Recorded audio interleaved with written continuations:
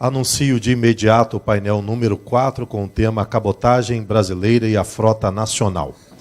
A Lei número 9.432 de 97, Lei de Ordenação do Transporte Aquaviário, a Resolução Normativa número 01/2015 da ANTAC, que regula os afretamentos de embarcações, a atual formação da frota mercante nacional, a soberania no comércio exterior, a concorrência, a oferta de navios, a resolução do frete e a indústria naval brasileira são alguns dos temas a serem analisados neste painel.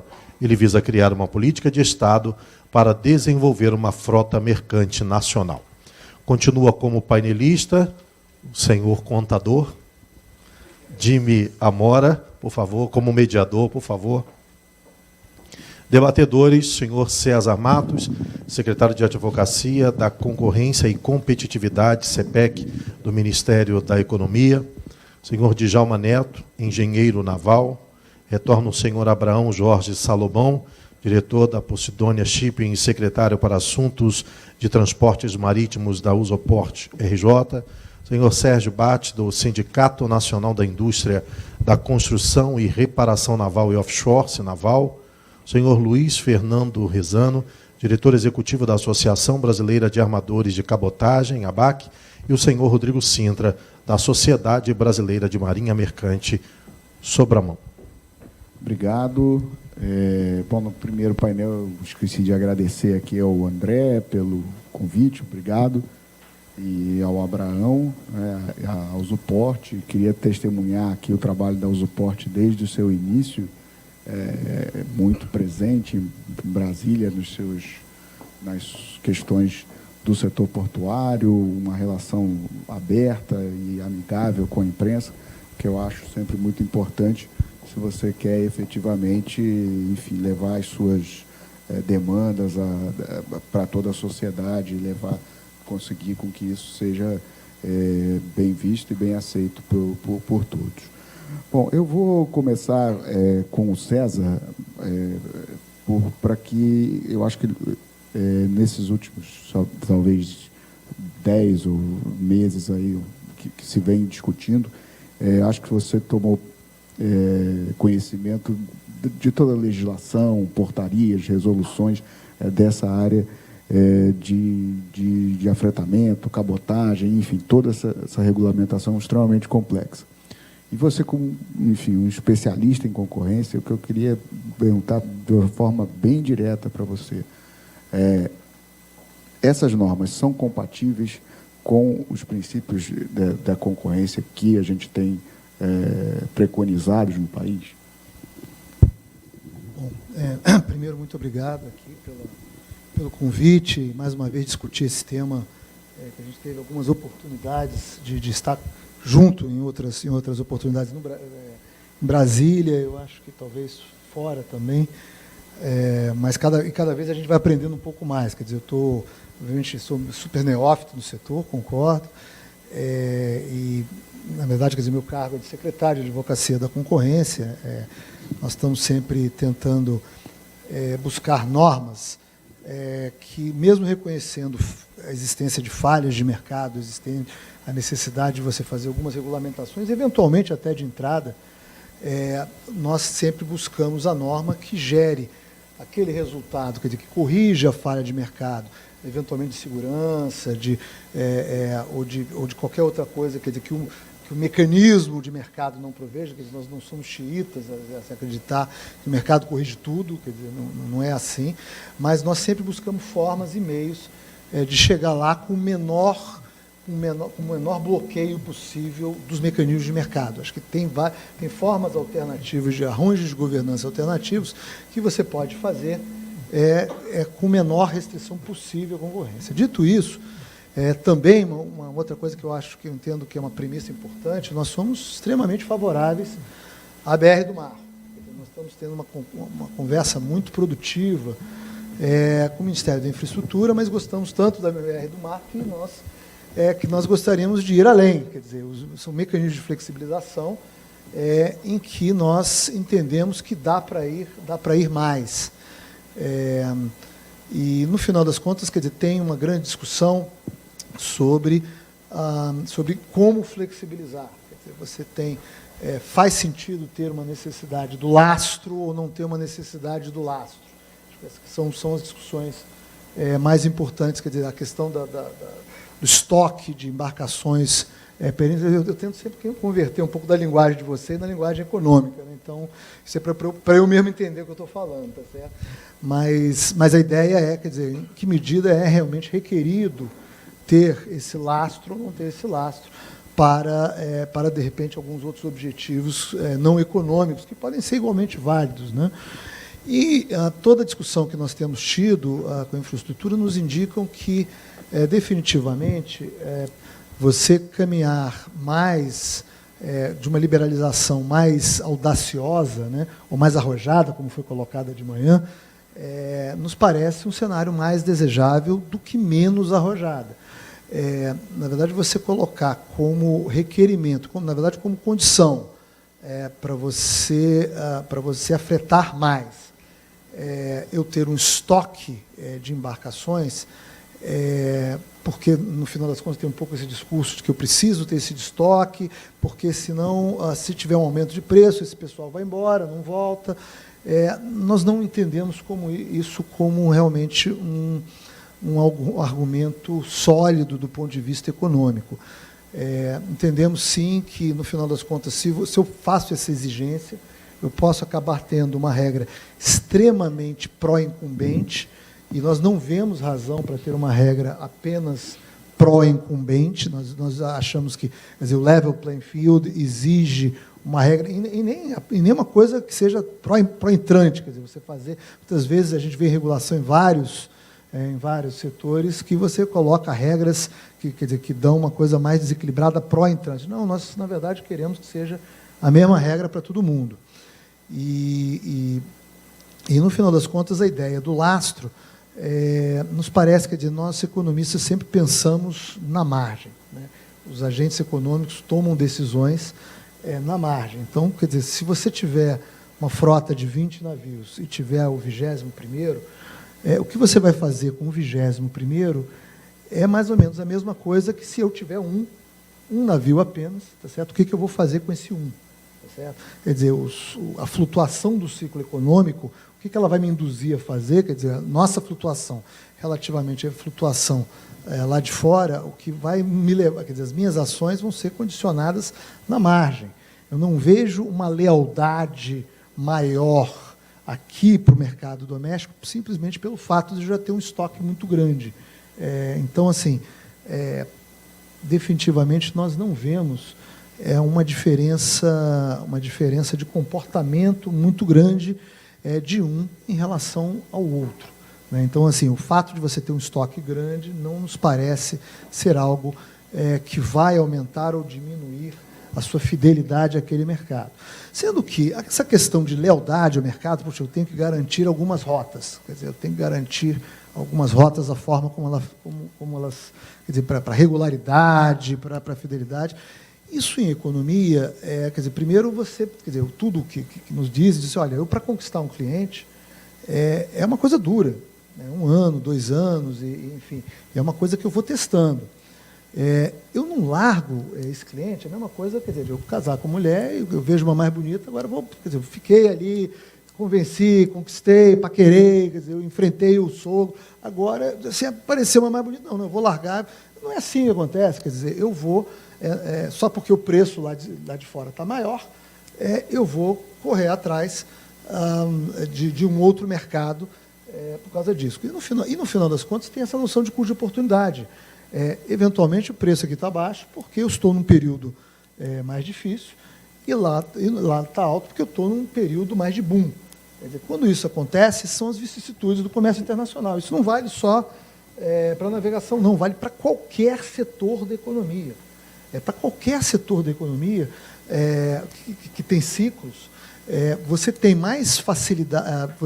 O fato de você poder entrar e sair a qualquer instante te dá mais incentivo a você poder entrar. Quer dizer, na verdade, se eu disser para você, olha, você vai entrar aqui por essa porta, mas para sair você só pode sair pela janela. Eu disse assim, puxa, então eu não vou entrar. Isso é normal em qualquer segmento da economia. Então, isso não é uma coisa específica deste setor de cabotagem. E, por fim, então, isso é uma questão do comércio internacional como um todo. E, bom, tinha mais um ponto, mas eu acho que eu vou deixar mais para o debate. Bom, então, eu acho que a gente pode passar para o Sérgio, para que, enfim, acho que ele pode falar um pouco sobre as consequências, possíveis consequências positivas do lastro, enfim, se ele achar necessário. Bom, boa tarde a todas e a todos. Queria agradecer o convite. E eu, nos últimos meses, tenho uma tarefa árdua, que é defender a GENI. Aonde quer que eu vá, a indústria naval é a responsável por tudo de ruim que acontece. E aí, César, eu já tive a oportunidade de ter 3 reuniões com o Carlos Costa. A última delas, a penúltima, eu dizia a ele, a indústria naval brasileira, ela é competitiva. Se você comparar com quem tem os nossos custos. Querer comparar a indústria brasileira com a China é incomparável. Não existe essa possibilidade. Por quê? Porque na China, os custos lá são outros. Comparar a indústria naval brasileira com o Japão é inviável. Sabe por quê? Porque o custo do financiamento no Japão é infinitamente menor do que o custo de financiamento no Brasil. Comparar a indústria naval com a Coreia é impossível. Sabe por quê? Porque um armador, quando quer construir um navio na Coreia, o governo coreano já tem uma empresa lá na prateleira para ser sócio desse armador com 30%.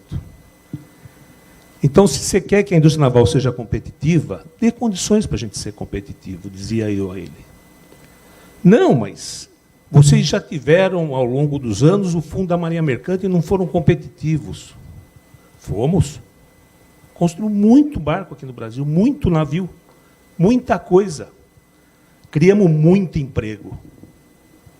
E a sensação que eu tenho é que o que mais se precisa no Brasil é menos economia e mais emprego. É menos análise econômica e mais viabilidade em emprego. E o que eu vejo é justamente ao contrário. É cheio de viabilidades econômicas, análises econômicas, e eu não vejo emprego. Aí ele me diz, vocês têm que ser competitivos que nem a indústria automobilística. Show! Eu quero também o incentivo da indústria automobilística. Por que não vai dar para mim? Por que está tirando? Alô? Acho que tem lobby até do som contra a indústria naval. Talvez seja para não gravar. Mas é para gravar. Porque o que eu falo, eu assumo. Agricultura, ele fala, não, competitivo uma agricultura, eu também quero. E aí quero falar para a senadora Cátia Abreu. Tem incentivo como a agricultura tem, eu também quero. E muitas vezes a agricultura não paga a dívida, renegocia. E por que a indústria naval não pode ter o fundo da Marinha Mercante que vocês querem acabar com ele? Quer dizer, vocês não querem acabar com o fundo, vocês querem o dinheiro do fundo para ir fazer investimento em outras coisas. Então, eu acho, César, que o governo está na contramão da história. O governo, se conhecer a indústria naval no mundo, e aí precisa conhecer, precisa visitar os países que são de ponta da indústria naval, vai ver que o que vocês estão propondo para a indústria naval está na contramão da história. Bom, eu acho que quem é que pode, por favor, Djalma, acho que você pode dar um posicionamento sobre o que acontece? Né? Eu passei 3 décadas no governo, Ministério de Transportes, ANTAC, passei por diversos cargos. e terminei justamente lá com o Dr. Sérgio no Fundo de Marinha Mercante. O que eu aprendi desses anos todos? Mais do que o que fazer, é o que não se deve fazer. Né? E eu vejo, não é só nesse governo, não, eu saí do governo em 2011, e de lá para cá eu vejo que muita coisa vem sendo feita de forma empírica. Né? E, com relação ao que não se deve fazer, eu anotei 3 pontos. O que eu acho que não deve ser feito? O primeiro deles é que o legislador, eu trabalhei muito com legislação, eu trabalhei no PL 1115, que virou a 9432, na medida provisória 177, que virou a 10.894, que é a 84, que é a lei do Fundo da Marinha Mercante. E essas leis, uma foi PL, a outra foi medida provisória. Elas levaram 2 anos e meio para serem feitas. Eu estou vendo que o governo quer, até o final do ano, colocar essa, que parece que é medida provisória, né? Que eu, no meu entendimento, está errado, eu acho que devia ser um projeto de lei, que a partir do momento que a medida provisória ela é decretada, ela é publicada, ela passa a valer. Então, não dá tempo de discutir os efeitos dela. Então, o que é importante? É saber o que é matéria de lei, o que é matéria de decreto e o que é matéria de resolução. Isso é extremamente importante, para não gerar pendências. Esse é um aspecto. O segundo aspecto é saber a diferença entre o que é regular e legislar. Isso me parece que está havendo uma certa confusão há muito tempo. Citando um exemplo, quando eu fui para a ANTAC, a gente teve que fazer um MBA de regulação. E um dos primeiros exemplos que ele deu, eu vou fazer uma adaptação para o nosso caso, é o seguinte: se a lei diz que todo navio de cabotagem tem que ter 2 cores no casco, e não define essas cores, cabe ao órgão regulador chegar lá e dizer, não, as cores são verde e amarelo. Ela não pode chegar e dizer, o navio é verde e amarelo, mas o hélice tem que ser de passo variável. Já extrapolou a lei. E isso gera pendências judiciais. Então, é um cuidado que deve ser, é uma coisa que não deve ser feito, confundir uma coisa com a outra. E a terceira coisa que eu acho mais importante, que vem ao encontro do que já foi falado aqui, inclusive pela própria senadora, é o seguinte: evitar soluções mirabolantes. Né? Se tem um problema, no caso aqui, nesse painel, o problema é a falta de frota, ótimo. O que causou a falta de frota? Tem alguém estudando isso? Por que chegamos a esse ponto? A culpa é da construção naval? A culpa é dos agentes financeiros? Eu fui coordenador do fundo 8 anos. Vai no BNDES, vai no Banco do Brasil tentar um financiamento com recursos do Fundo da Marinha Mercante. Você tem que ter 120% do valor que você está pedindo, de garantia. Quem é que consegue financiamento? Transpetro, CBO, que tem lá, Citrosuco, né, por trás, Chuesc, que tem navios no mundo inteiro. Vai um pequeno lá tentar arrumar o financiamento. Não consegue. Então, a questão do fundo, antes de falar em acabar com o fundo, tem que verificar as dificuldades que se tem para pegar dinheiro do fundo.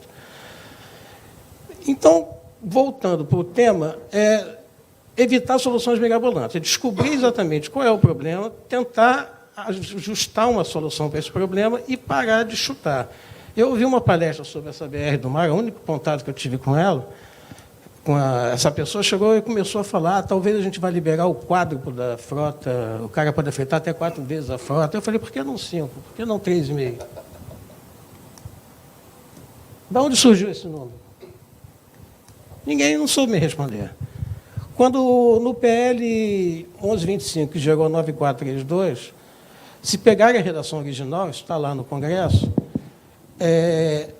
os artigos, que não era 9 e 10, era 8 e 9, os artigos que falam de afretamento, eles introduziam a ideia de condicionar o afretamento à frota própria e à frota em construção, mas eles não colocavam números, não tinha o dobro, não tinha a metade, não tinha nada disso. Jogava isso uma legislação mais baixa. Por quê? Porque isso muda. Em 97, o país era uma, a cabotagem era uma, hoje é outra. Hoje, de repente, nem 3 vezes a frota vai resolver o problema. Eu não sei, ninguém fez essa conta. Isso precisa ser melhor estudado. Não é sair por aí dando soluções de vamos aumentar, vamos deixar importar navio, e, de repente, importar navio pode ser uma solução. Agora, será que a solução para o granel líquido é a mesma para o granel sólido? Com certeza não é. Será que é, e mais ainda, é a mesma para o container? Não é. Como alguém falou, acho que foi você, né? Tem várias cabotagens. Não é uma cabotagem só. Entendeu? Então, acho que as coisas precisam ser melhor estudadas antes de sair jogando no ar as coisas. Abraão, acho que você pode comentar, então, essa parte das dificuldades aí de financiamento e outros. Mas, antes de fazer isso, acho muito importante o seguinte, né? Acho que na linha do que o Djalma colocou, eu acho que para a gente saber para onde quer ir, a gente tem que entender de onde veio, né? E todo mundo hoje está falando de cabotagem, mas ninguém, pelo menos, menciona como é que surgiu a cabotagem no Brasil, né? Não havia cabotagem até a década de 60. Houve, primeiro, foi a reorganização dos estaleiros. O governo, por uma medida, né, por uma política de Estado, fomentou os estaleiros, construiu os navios. Tanto não havia demanda na cabotagem que os primeiros navios foram exportados, inclusive para o México. E 10 anos depois, né, da organização, né, do Fundo da Marinha Mercante, da reorganização dos estaleiros, é que se estabeleceu o fomento à cabotagem especificamente, mas a partir da indústria naval. Tá? Então, na verdade, o Brasil ele primeiro passou, ele teve incentivo, e aqui eu acho que não cabe, o Brasil vivia uma outra época, o mundo vivia uma outra época, eu não estou aqui defendendo nenhum tipo de subvenção, mas fato foi que assim aconteceu. E o Brasil passou a primeiro, né, os armadores foram incentivados a oferecer praça de carga na esteira do benefício que tinha, né, do incentivo que se tinha na construção naval. A década de 70 foi pujante, né? O Brasil chegou, no final da década de 70, como o segundo maior construtor naval do mundo. Perdia só para o Japão. Né? Os navios brasileiros sempre foram reconhecidos pela qualidade técnica. E, enfim, naquela época havia um cálculo, né, uma equação para se equacionar a questão do preço. Quando a gente lembra, né, quando a gente começa a olhar para a década de 80 e simplesmente dizer que as empresas de cabotagem foram ineficientes, até 1991, a armador de cabotagem não podia fazer longo curso, e vice-versa. Só que o de longo curso tinha acesso à moeda forte. O de cabotagem recebia, em moeda local, tabelada pela Frecab, mais de 90 dias sem correção, com os custos em dólar. O financiamento, nessa época, era atrelado ao dólar. A gente tinha navios que hoje são tripulados por 24, 25 pessoas, na época quase 40. Então, havia superinflação, as cargas, não havia liberdade de rotas, o governo estabelecia qual rota cada armador deveria fazer. Então, tinha a LC-11, que, se não me engano, era do sal. Era do sal, Duda? A LC-11? Tinha, enfim, a do trigo. E ia se vivendo de uma maneira que ficou insustentável até 1987, com um problema de greve geral. Houve 45 dias de greve dos marítimos. Eu lembro, meu pai tinha 5 navios nessa época, cada navio a $10 mil por dia. Você bota aí $50 mil vezes 45 no Brasil, que não tinha mercado financeiro, né? O banco era usado para receber conta da Light. Como é que você sobrevive a isso? Né? E aí, a partir de 91, você teve a desregulamentação disso tudo. O longo curso passou a competir com a cabotagem. A cabotagem, obviamente, não tinha a mesma força, né, para enfrentar esses armadores. Então, foi minguando. E foi nesse ambiente que veio a 9432. Djalma, você me corrija, por favor, que você é expert nisso tudo. Eu estou falando aqui de estudante. A 9432, quando ela surgiu, já não existia mais frota brasileira. Né? As empresas maiores foram compradas, né, pelas grandes estrangeiras, que se aproveitaram, e aqui também não é nenhuma crítica, fizeram um movimento correto, do nicho de mercado que essas empresas já tinham e um caminhão de dinheiro do Fundo da Marinha Mercante. O AFREM era um negócio fabuloso. E ali passou a se explorar a cabotagem de uma maneira muito perene, para usar aqui, né, o vocábulo da moda agora. Por quê? Porque houve realmente uma cartelização. Norsul no granel, a Odfjell no granel líquido, a Aliança domina a container e ninguém mexe um com o outro e vamos começar a investir em frota lá fora. Porque a lei diz o seguinte, que se não tiver navio brasileiro, eu posso usar o navio de fora. Quem é que vai construir aqui no Brasil? Não, eu vou começar a fomentar minha frota lá fora, inclusive de segunda mão, porque, enfim, eu não preciso ir para um navio novo, e é só cuidar para que ninguém construa aqui, para que não tenha um navio brasileiro, eu venha, alguém que venha me colocar, me opor aqui uma concorrência. Esse é o setup que perdura até hoje. A gente não pode fechar os olhos a isso. Esse é o setup. E quando a gente fala, então, da necessidade, né, a questão da indústria naval, a questão de lastro, tá bom, eu sou a favor de lastro, mas desde que o governo me garanta igualdade de condição de construir aqui ou comprar lá fora, igual às minhas concorrentes, que têm matrizes bilionárias, que compram centenas de navios por ano, pagar um imposto de um para botar aqui, o ticket é muito pequeno, é mínimo, é inexistente. Quem fez frota no Brasil, com toda facilidade, com tudo que teve, principalmente o acesso e o controle adicional de frete, tem dever, não tem direito, tem dever. Quando a gente vê, principalmente, uma empresa, né, líder, né, tem tanto adicional de frete, só que importou todos os navios, o que foi fazer? Foi construir rebocador. Foi construir rebocador, porque ali, né, para ela, o adicional de frete é quase como um programa de milhagem, não custa, e foi bagunçar o mercado do rebocador, que não tem o adicional de frete, por sua vez, que precisa ir lá para a fila do banco e pegar financiamento e pagar o financiamento sem a vantagem de poder usar o crédito da conta vinculada. Então, assim, eu acho que, para a gente pensar a cabotagem no Brasil, a gente não pode esquecer que ela surgiu na esteira da indústria naval. A gente tem que acabar, aliás, a gente precisa agradecer demais o Ministério da Economia, que acabou com uma discussão que tinha sido um mantra, né, que os nossos concorrentes criaram, né, e fizeram verbevorar na ANTAC, de que as empresas menores são empresas de papel, que não investem, que não recolhem imposto. Mas acabamos de construir um navio com recursos próprios. E que foi considerado o tempo todo na ANTAC como irregular, porque nossos concorrentes iam para lá para dizer que a construção era irregular. A Marinha acabou de atestar que é totalmente irregular. O doutor Rezano deve conhecer bem esse assunto, que foi sua assinatura lá na suposta denúncia. Então, quem opera navio quer ter navio. Ninguém aqui está se esquivando de formar frota, né? Agora, precisamos ter igualdade de condição. E o Brasil, especificamente, ele difere de qualquer outro nessa linha, né? O Japão tem sua cabotagem, mas a sua indústria naval é levada para exportação. Aqui no Brasil, a gente precisa valorizar os armadores genuinamente brasileiros, que fazem das tripas coração para atender os seus usuários com excelência, com criatividade e com baixo preço. Agora, se o governo eventualmente disser, olha, não, fica tranquilo que vai ter aqui uma carta, um aval, você pode escolher o estaleiro do mundo, eu garanto que ele vai te dar o estaleiro. Está ótimo. Isso é igualdade de condição. Agora, enquanto não tem, a gente não pode esquecer que o afretamento é, sim, meio de formação de frota. O Marco Aurélio acabou de compartilhar um fato que eu achei interessantíssimo, né? A matriz, a Odfjell, tem metade de navio próprio e metade de navio afretado. Qual é o certo, qual é o errado aí? Se é meio a meio? Afretamento é meio de formação de frota.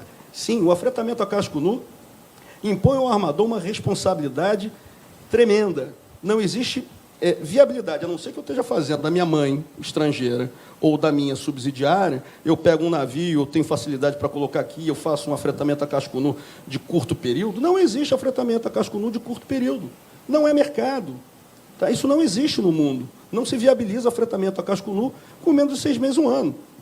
E aí eu pergunto, não é comprometimento do armador que assume um navio, os custos da armação do navio por 6 meses? Nós estamos falando aí de um investimento mínimo de quê? 5, 6, 3... Passa de 3, 4 milhões de dólares. Quem é que vai fazer isso? Isso não é comprometimento? Vamos medir como, né, o grau de comprometimento. Então, assim, para resumir, não me estender mais, eu concordo com tudo, lastro, sem lastro, mas desde que tenha igualdade de condição. Entendeu? Não há motivo, não há razão, não há estudo, não há argumento que diga que as empresas maiores são melhores que as menores e mereçam algum tratamento privilegiado. Né? Então, quando a gente vê, e se me perguntar qual é o problema especificamente, sim, a 9432 eu acho ela perfeita. Ela equilibra bem a possibilidade da utilização do navio estrangeiro, ela abre a possibilidade do armador brasileiro procurar a construção na indústria naval brasileira, e aí vai entrar numa questão do embate entre o armador e a indústria, ela não algema, ela não cria dificuldade. É muito simples de fazer isso. Agora, quando a gente vai para o plano infralegal, a ANTAC nunca, na sua existência, permitiu a vigência completa, a eficácia plena da 9432. Bom, eu vou passar para o Rezano para que ele possa, então, colocar a posição da associação. Boa tarde, agradecer o convite aqui. E, realmente, nós viemos aqui para discutir quem denunciou, quem não denunciou. Isso daqui não é o foco da nossa reunião, nossa presença aqui. Nós estamos num painel que fala da Frota Nacional. E a Lei 9432, sabiamente, partiu do princípio de que você precisa ter frota. A empresa brasileira de navegação, ela tem que ter ativo. Ela tendo ativo, ela pode ampliar o seu ativo em 50% da sua tonelagem, com afretamento a casco nu, com suspensão de bandeira.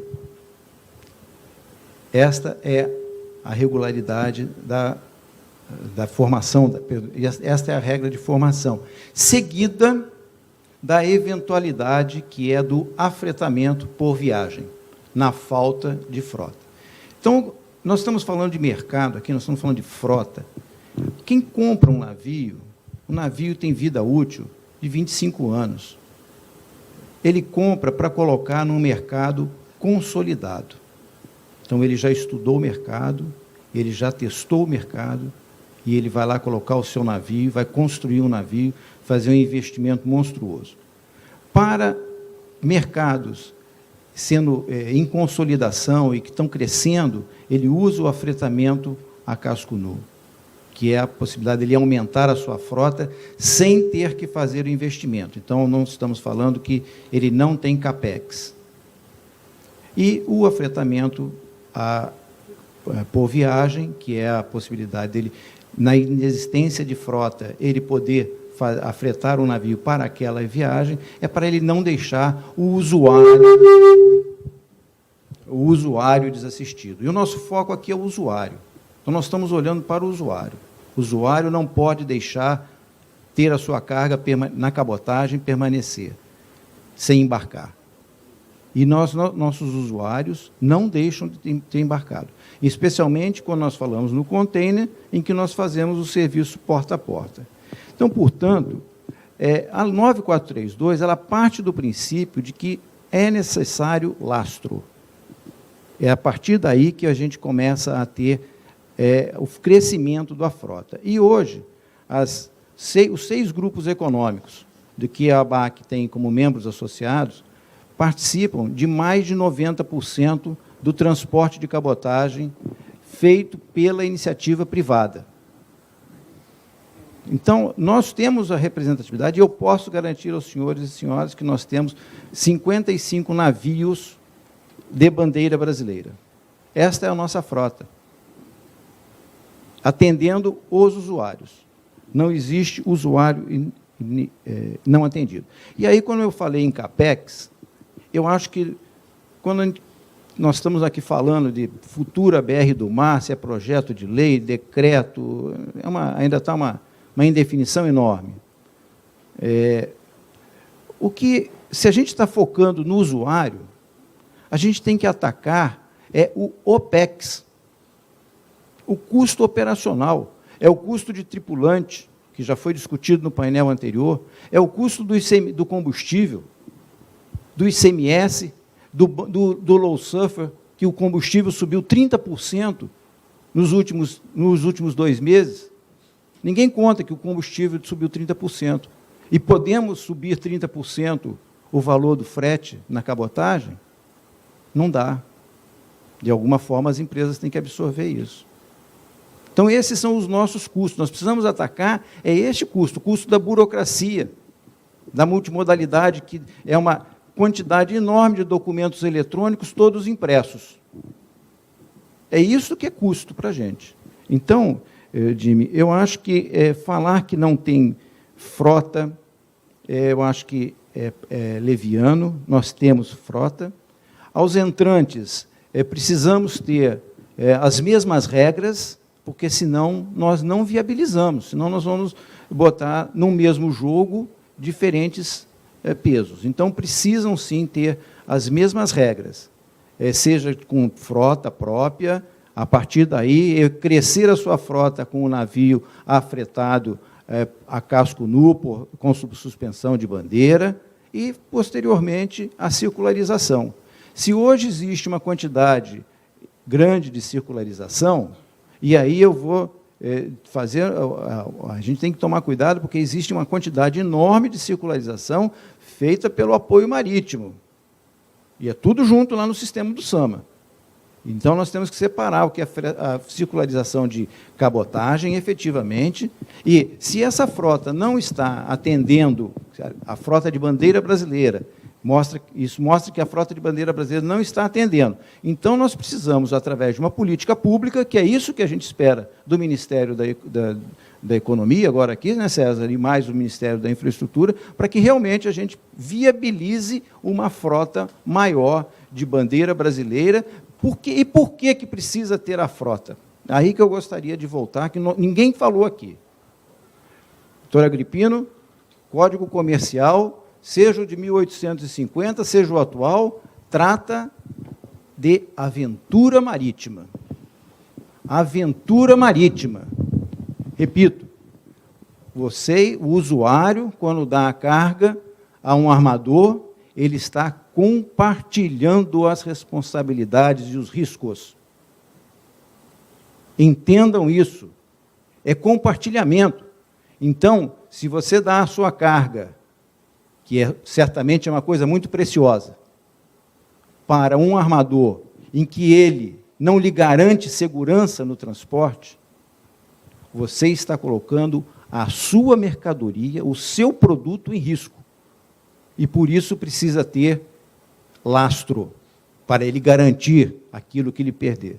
E mais, para o Estado, doutor César, quando ocorre um acidente, o comandante Souza Filho já saiu, certo? Opa, certamente que sem o prático, mas quando ocorre um acidente, nós estamos vivendo aí derramamento, esse tal derramamento de óleo, né?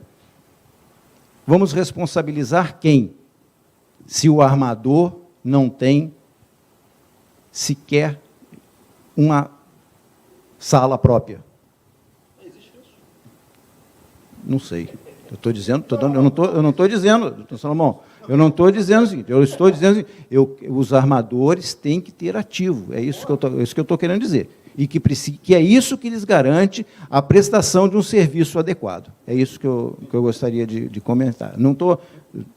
Por favor, esqueça essa questão aí de se tem ou não tem sala própria. Eu quero o seguinte, não pode... é um risco para o Estado permitir que empresas naveguem com navios que ele vai tomar por tempo e sem a responsabilidade de dar uma garantia, seja para o Estado, seja para o proprietário da carga. Bom, vou passar, então, aqui agora para o Rodrigo, para que ele possa colocar a posicionamento da Marinha Mercante. Ok, eu agradeço. Alô? Agradeço o convite da suporte para esse evento. E uma coisa que nós temos discutido bastante, aliás, eu volto no tempo, quem vem acompanhando as discussões da BINCO, isso aprendi lá no Centro de Instrução Almirante Graça Aranha, com o professor Ataíde, de Direito Marítimo, ele sempre ensinou para a gente, Sintra, escute o que a BINCO fala. O que a BINCO fala, com boa vontade, você pode refletir para o mercado de uma forma geral. E a BINCO já havia discutindo desde 2009, 2010, sobre a nova situação do mercado do shipping, sobre o excesso de oferta, sobre todas as questões da Convenção da Basileia, que trazia novas obrigações para os armadores, até que, em 2016, a BINCO solta, no segundo semestre, um informe, e aí já alertando de forma bem clara, que algumas coisas iam acontecer no shipping.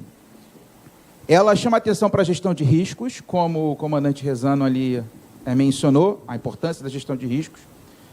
ela fala sobre a questão da propriedade fragmentada, que talvez não se sustentaria. Ela fala do mercado spot, com preocupação. E, além da questão do desmanche ser regulamentado pela Convenção da Basileia, que trouxe a Convenção de Hong Kong, enfim, que é um modelo de discussão, a BICO deu uma série de considerações. E, por coincidência ou não, a ANTAC, no ano anterior, em 2015, baixa a nossa Resolução Normativa 01, baseando a questão do afretamento a casco nu em tonelagem e já provocando no mercado uma sensação para os pequenos de que talvez eles não sobreviveriam. Quando vem agora a BR do Mar, com esse texto bastante complexo, positivo em diversas partes, quando eu vejo a Resolução Normativa 01 no meio desse contexto, isso me preocupa. Isso me preocupa porque alguns armadores terão agora uma capacidade infinita, entre aspas, de afretamento, enquanto alguns pequenos talvez não sobrevivam.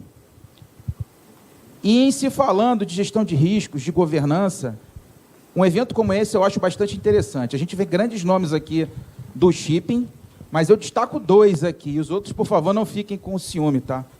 Eu vejo o doutor Agripino, meu colega de profissão, e o doutor Leonardo Soares lá no fundo. São profissionais que é aquele profissional que ele tem um caminho um pouco diferente do que a gente vê, além dos armadores aqui representados. São pessoas da área operacional que migraram para o direito marítimo e hoje atuam com força no shipping. E o que eu falo? Quando foi falado aqui do porquê da proporção, por que não 3,5? É 4? É 5? Isso, permitam-me a expressão de marinha, isso é a famosa carteada, né? É a carteada quando leigos simplesmente aparecem na área do shipping e os profissionais que atuam no meio, quer seja por um histórico operacional e depois jurídico, quer seja por experiência, as famílias tradicionais, armadores, não são ouvidos.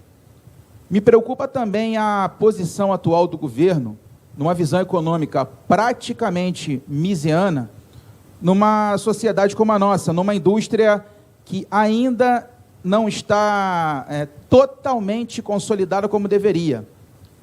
Dar a faca na boca, bota a faca na boca e vai brigar, vai ficar muita gente para trás, principalmente os pequenos. Abrir totalmente, não dá nenhum tipo de proteção para quem está dentro e para quem está entrando, para quem é genuinamente brasileiro.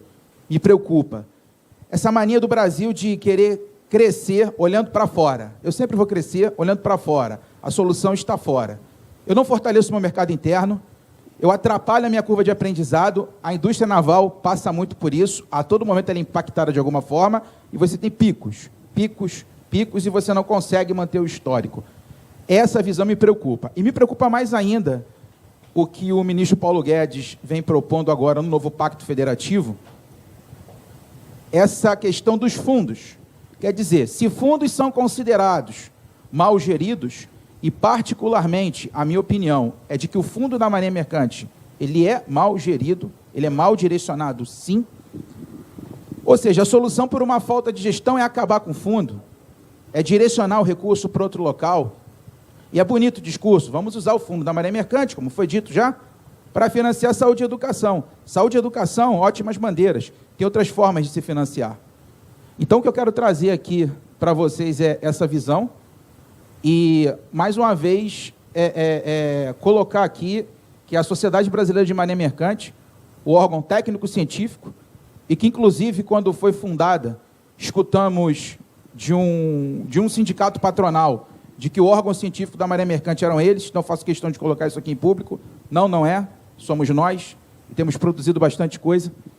Nós convidamos vocês a participarem das nossas discussões, nos procurarem, e, mais uma vez, pessoas como destaco, doutor Agripino e doutor Leonardo Soares, são pessoas que, na nossa opinião, isso eu falo como sobramã, deveriam ser um pouco mais escutadas no meio, principalmente nas concepções dessas estratégias políticas, leis, PLs ou o que quer que seja, antes de que se leve isso a cabo e se cause talvez uma situação no mercado que possa ser reversível.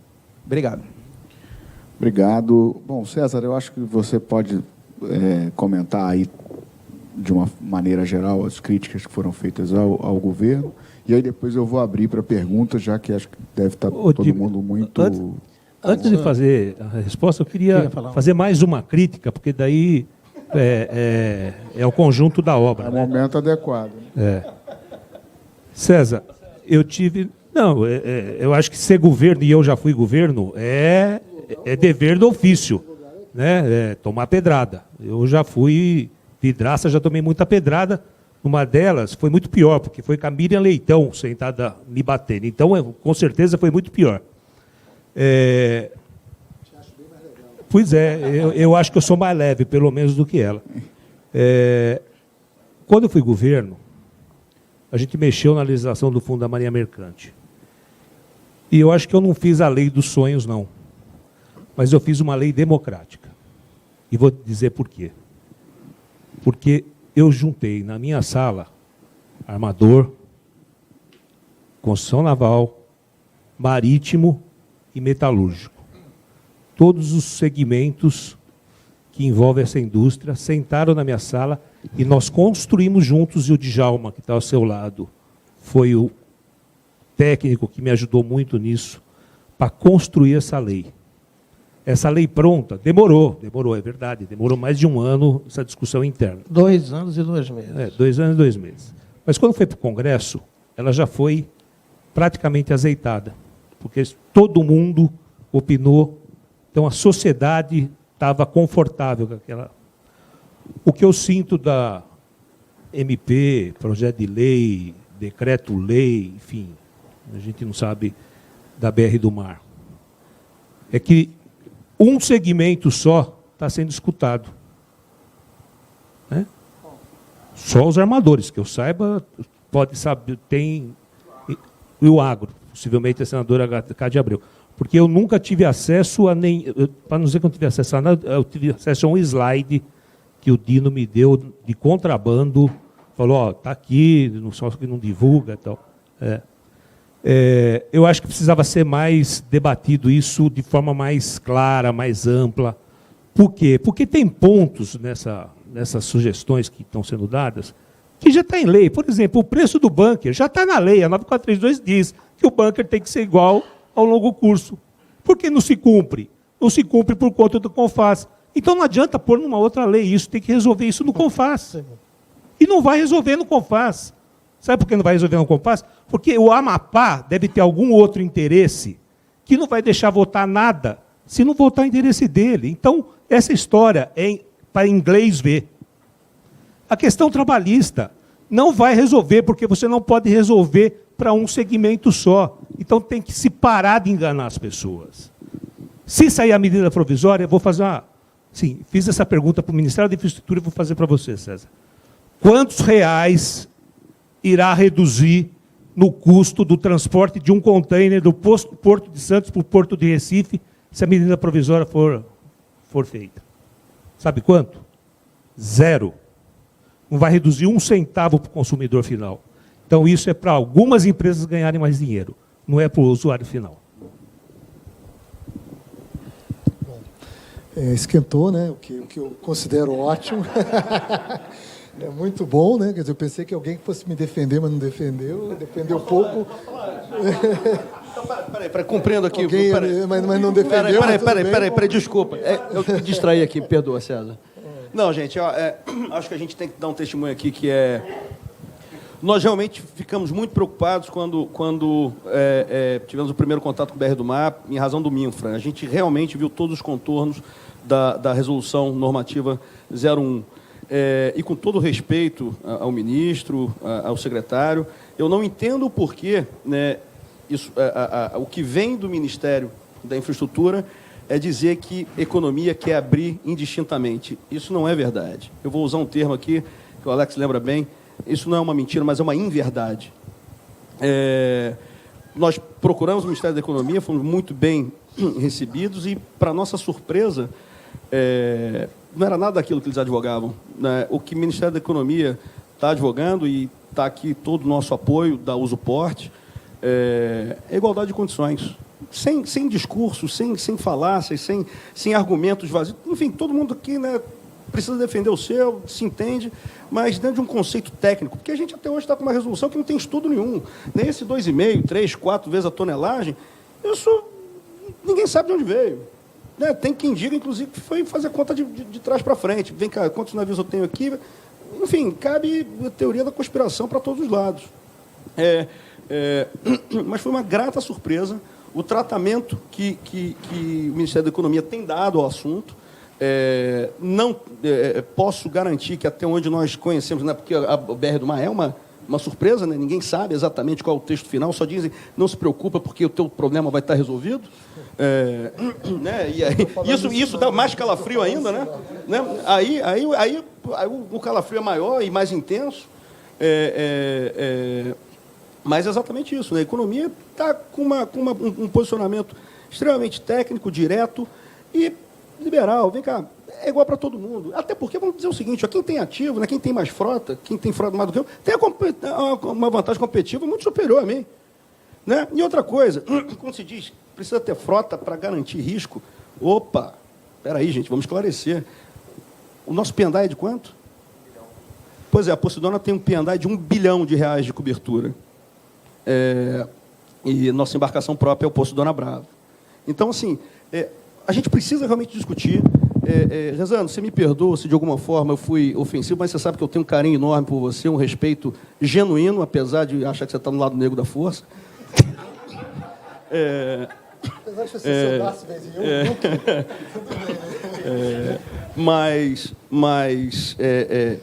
enfim, eu entendo, né? Tem que se defender, mas, gente, vamos defender a partir de um certo grau de esclarecimento. Né?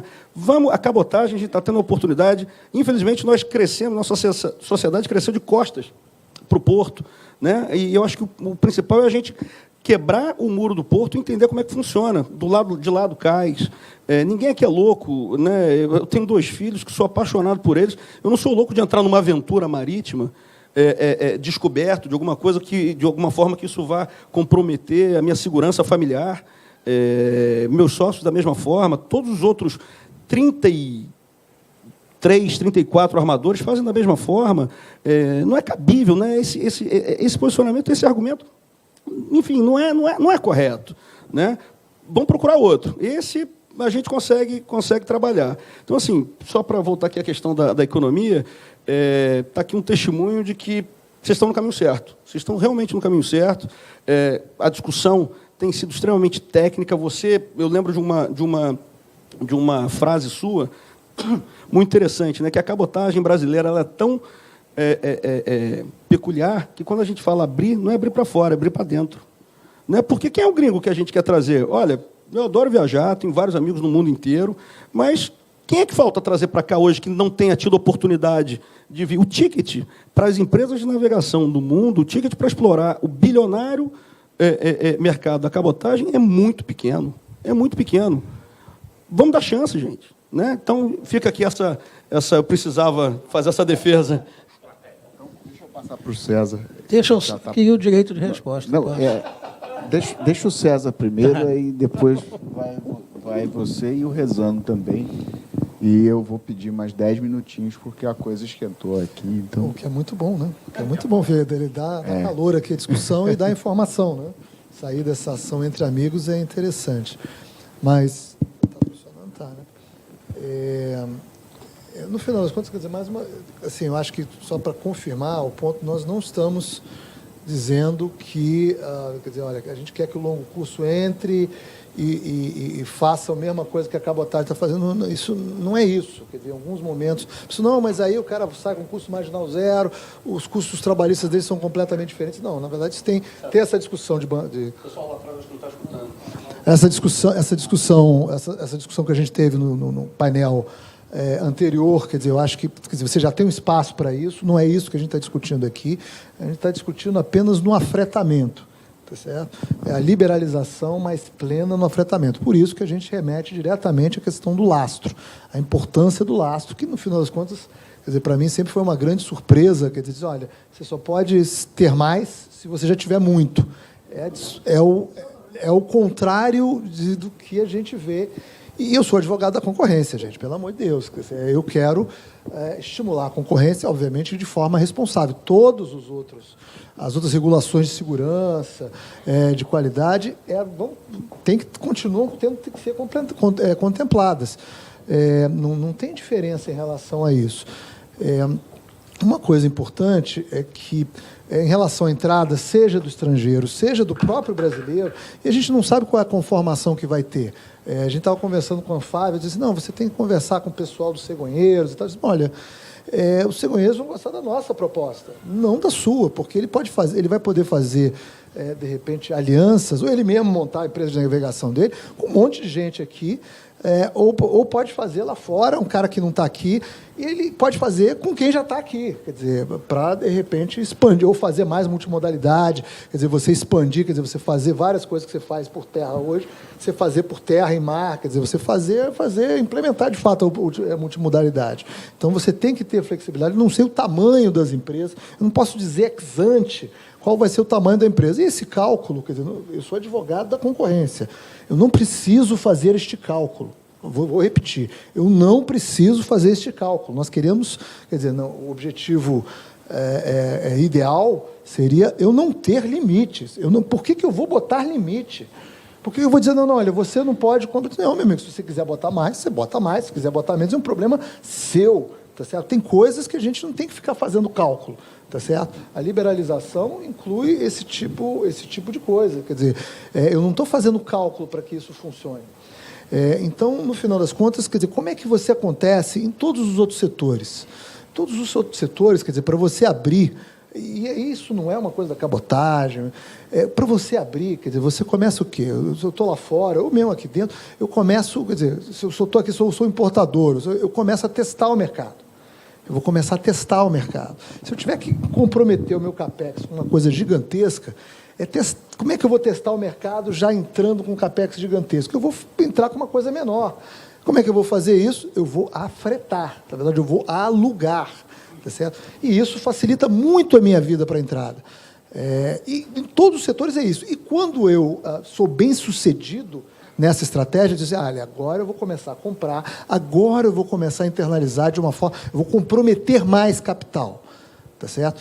E, mais uma vez, quer dizer, como é que você consegue compromisso? Eu nunca vi nenhum outro setor dizer que compromisso é com capital fixo ali empatado. Quer dizer, o grande compromisso, principalmente, num setor, tá certo, que navega. A mesma coisa do aéreo, tudo leasing.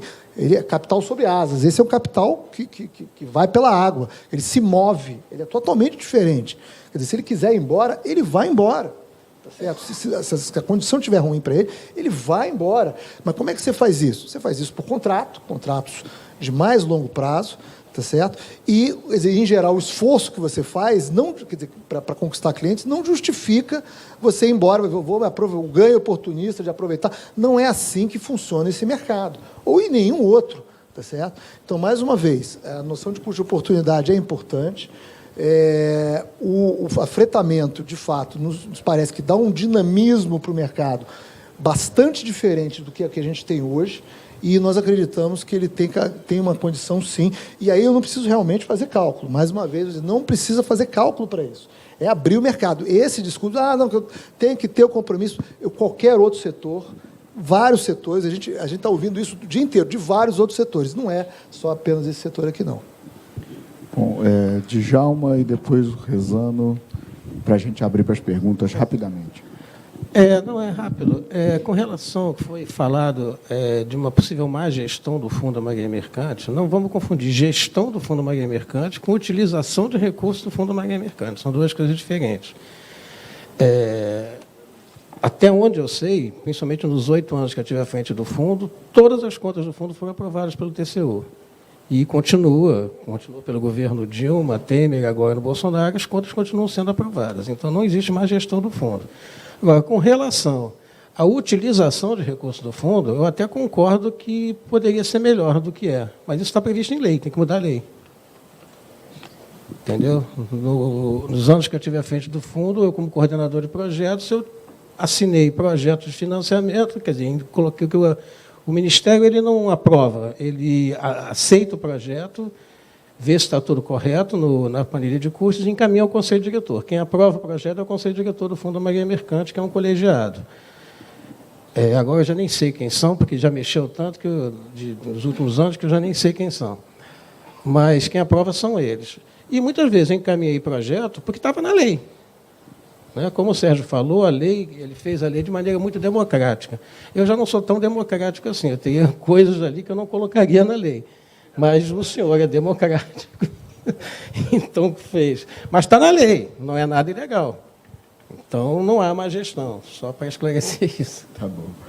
Obrigado, Rezando. Por favor. Com relação ao conselho, realmente fico preocupado com má gestão, porque eu fui conselheiro do fundo até julho do ano passado, julho desse ano, né? Então, realmente é o nosso CPF que está lá em jogo. Quando você é conselheiro num conselho desse, é o seu CPF. Então, é muito preocupante. Com relação concordo com o César, de realmente você não precisa fazer cálculo para ver, mas eu tenho medo, César, nós temos muito medo de repetir o que hoje de manhã foi dito com relação à praticagem. Aumentou-se o número de práticos na expectativa de baixar o custo, o preço, e não aconteceu nada disso, porque a concorrência não é assim que acontece, nesse caso particular. E, com relação a novos entrantes, tá certo? Eu respeito muito também o doutor Salomão aqui, tá certo? Que luta muito para que a Posidônia realmente tenha essa pujança que tem. Respeito muito, acho que é um batalhador, ele, o Alex também, né? Também é importante. Agora, eu pergunto, por que essas outras empresas internacionais não entram aqui? Será que, me permito aqui citar apenas um nome de uma empresa, mas apenas exemplificador, será que a MSC tem dificuldade de comprar um navio para botar na cabotagem? Ou ela prefere pegar um navio usado dela lá e trazer aqui a fretada, criando uma empresa aqui, abrindo um escritório aqui? Então, é isso que é a preocupação quando a gente fala em abrir, certo? Nós estamos abrindo para as empresas brasileiras, mas nós estamos abrindo para empresas estrangeiras virem aqui morder um filão que deve ser atrativo. Com relação ao P&I, Abraão, eu fico contente de saber o valor do P&I da coisa. Mas o P&I, qualquer empresa séria tem um P&I. Não é? Então, é isso que eu queria dizer, porque para quem não tem muito conhecimento, o P&I não é um seguro, né? O P&I não é um seguro, é um clube que as empresas se associam para cobrir danos a terceiros. Essa que é a verdade. Danos a terceiros. Isso é muito importante. E se nós tivermos empresas que não queremos ver aqui no Brasil, repetir novamente, vai ser cruel, né? Mas repetir o que aconteceu lá em Vila do Conde, quando um navio estrangeiro virou, né, com os bois, e o P&I dele dizia que ele não cobria carga viva. Isso acontece, né? Então, a necessidade da seriedade das empresas é nesse aspecto que eu falo, sabe, Samuel? Não tem nenhum problema com Posidônia, com qualquer outra empresa falando que Posidônia, porque por você estar aqui, tá? Mas qualquer outra empresa. O que nós queremos é seriedade. Esse mercado é de altíssimo risco. Essa que é a verdade. Então, é isso que nós precisamos. Muito obrigado. Bom, então eu vou abrir para as perguntas. Não vão poder ser muitas, porque o horário já está um pouquinho em cima da hora. Primeiro a levantar ali. É bem rápido, tá? Eu queria agradecer ali o Rodrigo Sintra, dizer que nós estamos à disposição lá para contribuir. Nós estamos organizando um livro agora com o pessoal lá da Federal de Santa Catarina, do mestrado de Engenharia de Transporte, regulação, trazendo a regulação para a área de Engenharia de Transportes e Portos, né, com 8 artigos, e nós poderíamos lançar lá na sociedade. Tá? Eu queria só pedir para fazer um comentário sobre a questão da... Nós estamos falando ali de cabotagem brasileira e frota nacional. Né? Então, nós temos aí um problema grave na regulação de transporte brasileiro é que nós temos o maior player, o player mais importante dessa cadeia, que é o armador estrangeiro, pelo menos o de linha regular, como de container, operando sem outorga de autorização. Então, eu tenho uma agência reguladora setorial, que ela cria 2 regimes jurídicos, né, uma violação da isonomia na concorrência entre uma EBN, como a Posidônia ou uma Nosul, e um armador estrangeiro que queira operar no mercado deles aqui, né, no longo curso. Então, assim, existe isso, no meu entender, uma grande barreira de entrada, né? Se o regulador ele não dá um regime de ter o mesmo poder dissuasório para o maior player, ele desequilibra e desestabiliza tudo. E isso é agravado, por exemplo, a Maersk, ela hoje, atualmente, ela usa 50% da atividade dela é marítimo e 50% portuário, com a verticalização no mundo inteiro, mas lá é mais regulado do que aqui. A tendência dela é avançar para 80% de inland operations, operações em terra, e 20% no mar. Vai criar um problema junto a despachante aduaneiro, a freight forward, agente de carga, terminais não verticalizados na área de container, que não tiverem um armador sócio, eles vão quebrar. E eu não vejo essa preocupação. Então, primeira coisa para ter frota mercante, eu acho que tem que desenvolver uma política de defesa da concorrência na cabotagem e com a interface da atividade portuária. E isso não existe, né? Eu fiz esse livro aqui, né, rapidinho. Nós calculamos em 7 anos 2 terminais verticalizados, a Portonave, que é um TUP, e a APM Maersk, né, uma carga de R$100 mil, 10 dias na importação, né, houve um reajuste de 750% na armazenagem de 2011 a 2018, na tabela publicada no site. E o GPM do período foi 45%. Está documentado, não sei o que estou dizendo, está aqui. Quer dizer, eles vieram combinando preços desde 2011, ou evidências disso, né, de que é um duopólio, enquanto os TUPs não verticalizados e os retroportuários estão sendo engolidos.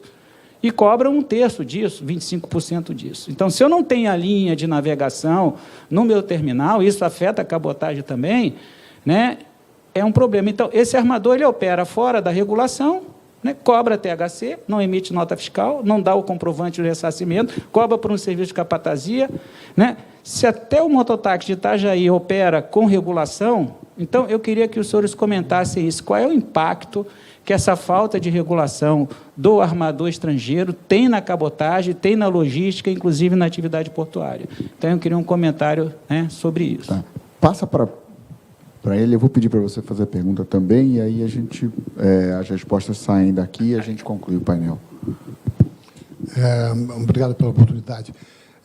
Por uma questão de ética, eu gostaria de afirmar aqui que eu participo com essa equipe do governo, tanto da economia quanto da infraestrutura, desde fevereiro, março, quando se começou a discutir a BR do Mar.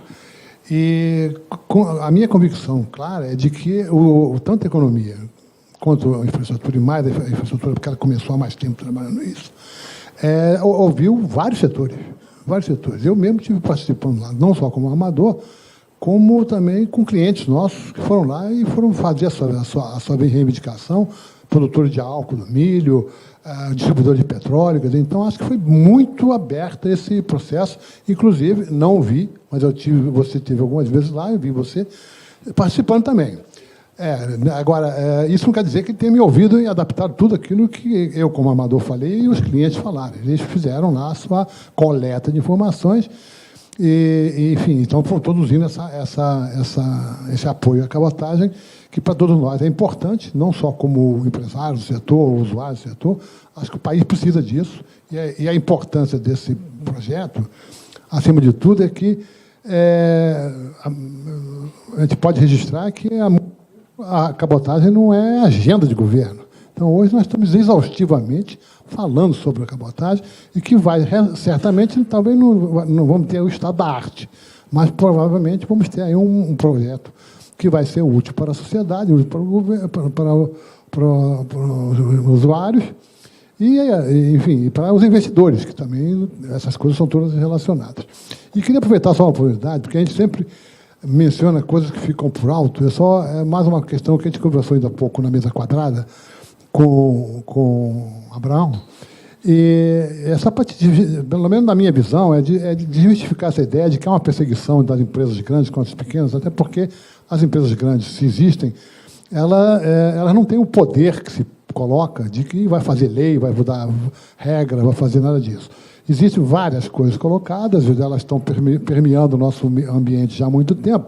Mas eu queria só comentar a questão da regra e porquê da regra.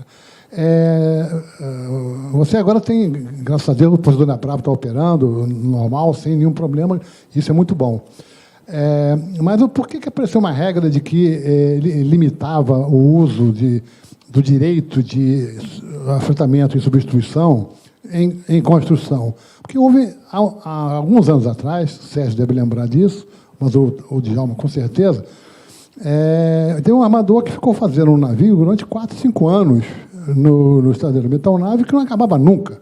Ele não foi construído e ele usou durante 4 anos o direito de afretamento em substituição de uma coisa que não era construída.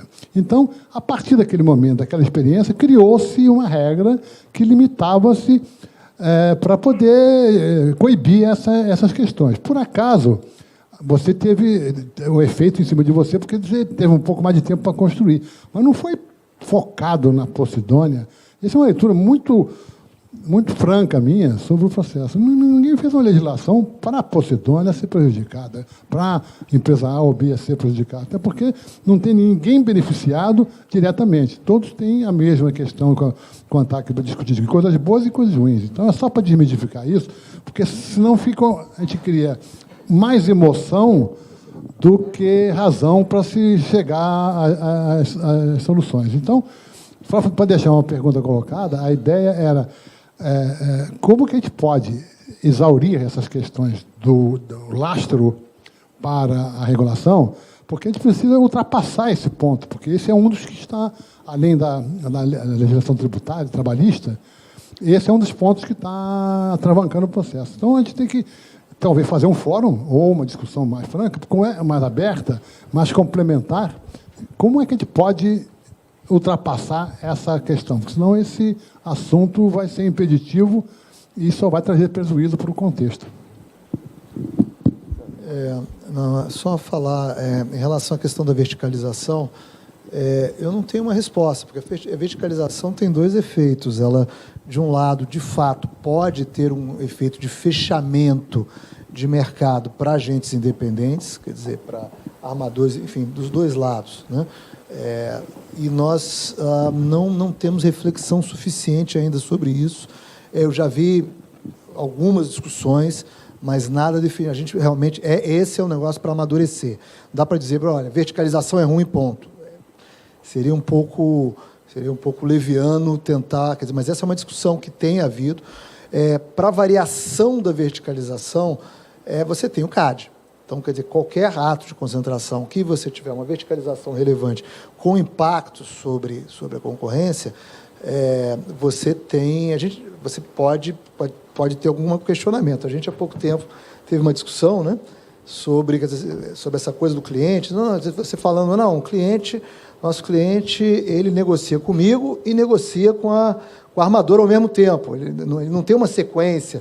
Ele negocia com o armador e depois o armador negocia comigo. Então, como essa dinâmica vai variar, quer dizer, isso é uma coisa que talvez seja uma coisa meio porto a porto, não tem uma resposta muito clara, porque também integração vertical gera muita eficiência, tem muito espaço para eficiência também. Então, a gente tem que entender melhor o setor para compreender isso. Em relação... Só queria falar um pouco do adicional de frete marinha mercante. De fato, é um subsídio cruzado, tá certo? Quer dizer, quem está pagando frete está pagando, tá certo? Quer dizer, você está onerando o frete para financiar a indústria.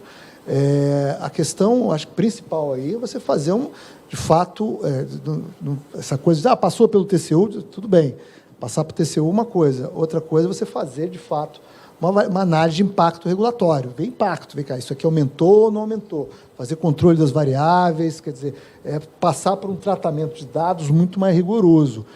Porque é uma política pública que gera ônus para o usuário final, quer dizer, lá no frete. O frete vai ficar mais alto, porque, quer dizer, seja do longo curso, ele vai ficar mais alto de algum jeito. Quando você tem uma coisa desse tipo, você precisa avaliar, fazer uma, quer dizer, aproveitar em algum momento, fazer uma avaliação de se o ganho que você tem compensa o custo que você gera. Isso nunca foi feito. Tá certo? Então, não é dizer assim, vai para a saúde, educação, quer dizer, assim, eu tenho sempre problemas com o subsídio cruzado. Eu acho que ele tem que ser muito rigoroso e eu acho que carece, quer dizer, de uma avaliação menos formalista e mais de impacto mesmo, tá certo? Eu acho que isso é muito importante. Mas eu acho que se tinha... A superação desse conflito sobre o laço. Mas aí a gente está no meio disso, né? Quer dizer, porque no final das contas, eu aí, muito sinceramente, eu sou economista, eu tenho que botar algum mecanismo econômico que deu uma justificação. Eu não consigo ver justificação. Já conversei com você algumas vezes, tivemos aquela reunião com o Guarani, tivemos já reunião com vários aqui, com o pessoal do... Nós não conseguimos ver isso. Obviamente que, quer dizer, a gente estender... E o pessoal da infraestrutura, que defende um pouco mais isso, também não nos deu, quer dizer, uma... E eles mesmos disseram assim, não, realmente tal, quer dizer, você chega no limite em que diz, olha, eu preciso de uma análise econômica. E, olha, eu acho que a análise econômica tem tudo a ver com geração de emprego. Na verdade, nós estamos na maior crise de todos os tempos, tá certo? Porque não olhamos para a economia direito, a economia by the book. Não olhamos para a economia e entramos numa pior crise de todos os tempos. Então, basicamente, a gente está tentando sair dos artificialismos, quer dizer, ir para uma coisa um pouco mais pura. Concordo com vocês, olha, tem pessoal dizendo para tirar o meu subsídio, mas o dele não quer tirar, quer dizer, no dos outros é sempre melhor, tá certo? É sempre um refresco para a gente. Concordo com você plenamente em relação a isso, mas queremos uma economia mais limpa. E não é nada fácil. Te garanto que realmente é uma discussão com qualquer setor muito difícil.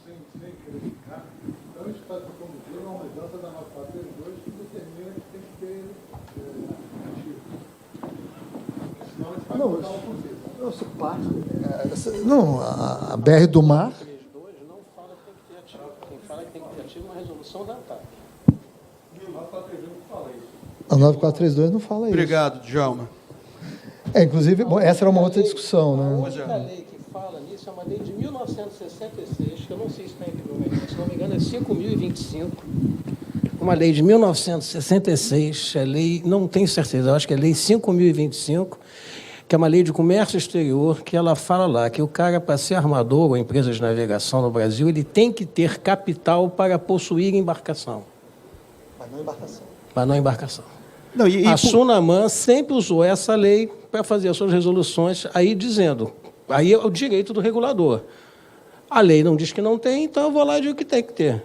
Que aí foi sempre capital, aí a ANTAC mudou para melhor, que é patrimônio líquido. Não, e além disso, hoje não navio existe e patrimônio líquido. Hoje não existe nenhuma EBN de cabotagem sem não, embarcação. não existe. Então, quer dizer, a gente está falando exatamente, e aqui eu também defendo que tem que ter esses critérios.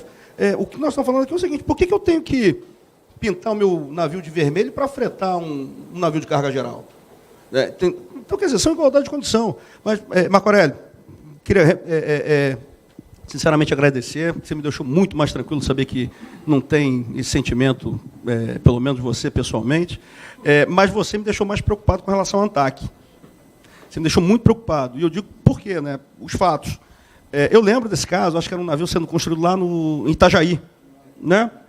Conheci, uma pena, vi aquele motor se estragar lá no cais. Mas eu pergunto, a ANTAC não olhou o prazo de 36 meses para autorizar e não cumprir a fiscalização do andamento da obra? Porque tem isso, a lei estabelece isso. Não, pois é, então é o seguinte... Né? A lei, depois do rolo não, a lei sempre estabeleceu o seguinte, né? Você tem que ter o contrato em eficácia e 36 meses. Se o afretamento houve por mais de 36 meses, a responsabilidade vai se apurar. Mas eu fico ainda mais intrigado em ver que talvez a ANTAC não tenha aprendido tanto com isso. Porque no mesmo tempo em que eu estava pleiteando a utilização de 36 meses para o afretamento em cima do Bravo, uma empresa que acabou de receber um navio importado da China, estava construindo alguns aqui no EISA e afretando em cima dessa tonelagem, o navio igualmente não foi entregue. Né? Quer dizer, e houve, inclusive, contrariamente a um parecer da PFA, da ANTAC, uma extensão do prazo de 36 meses para o fretamento de navio cascudo com suspensão de bandeira. Então, quer dizer, agradeço demais, o nosso chopp está confirmado, a gente vai manter esse chopp, mas você me deixou mais preocupado com relação ao ANTAC. Então não fique não, talvez o Sérgio possa esclarecer melhor para você, mas na realidade, esse caso recente agora, teve a justificativa do estaleiro estar claudicando e dando elementos, olha, eu quero receber o navio, mas não consigo ter do estaleiro. Talvez o Sérgio, está ao seu lado aí, possa ser mais esclarecedor. Não está previsto na lei, a PFA se manifestou contrariamente. Pessoal, eu vou dar um minutinho para você. Um minuto. Só para responder o Marco, que disse que... Senão o André vai me pegar. Nós fomos recebidos... você sabe, Marco, em Brasília eu estou toda semana, como você. Né? Só que o ministro da Infraestrutura levou 8 meses para me receber. A vocês ele recebeu em fevereiro, a mim ele recebeu em agosto. Então, há uma diferença de tratamento. O César, eu tive o prazer de conhecê-lo hoje. Pelo jeito, vocês já têm várias reuniões aí acontecendo. Queria marcar... Não, sim, mas eu acho que o papel do governo, que quer escutar a sociedade, é convidar porque eu, quando fui governo, eu convidei as entidades. Esse é o problema. Essa é a nossa diferença, César, de ser democrático ou não. Essa é a nossa diferença. Para encerrar, nós passamos uma tarde aqui falando de cabotagem, e o primeiro ponto que eu pus na minha fala é algo que afeta a mais de 12 milhões de brasileiros, que é emprego. E está claro para mim, o que esse governo não quer é gerar emprego no país. Bom, pessoal, eu vou encerrar esse painel, que já durou muito, e pedir aí ao nosso mediador para... Muito obrigado pela participação de todos.